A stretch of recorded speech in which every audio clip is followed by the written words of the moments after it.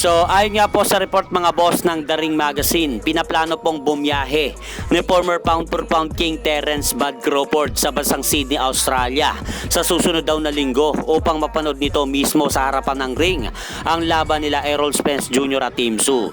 Dahil kung susumahin po natin mga boss, may 8 araw na lang po ang natitira at mangyayari na ang bakbakan ng dalawa. At sa kabilang balita naman, nag-post nga po muli itong si General Casimero sa kanyang social media page na nagsha-shadow boxing nga po ito na sinyales na may paparating po itong laban. Dahil sa video na yan mga boss na ipinost ni Cuadro Alas sa kanyang social media page ng Cuadro Alas It's My Boy, nakalagay nga po sa taas ng caption na yan ang mga katagang galaw-galaw mga boss para sila ang masopresa.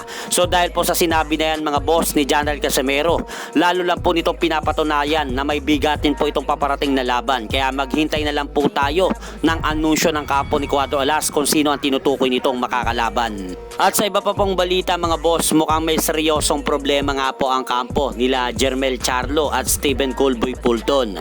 Dahil ayon nga po sa report ng World Boxing News mga boss, may issue daw sa visa sina Jermell Charlo at Stephen Fulton.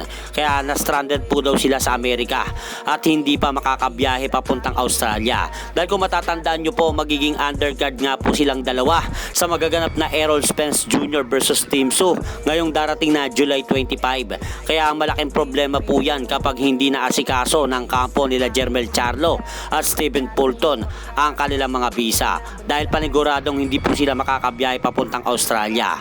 Sa ngayon mga idol, yan lang po muna ang maibabalita natin dahil wala pang masyadong kaganapan sa mundo ng boxing.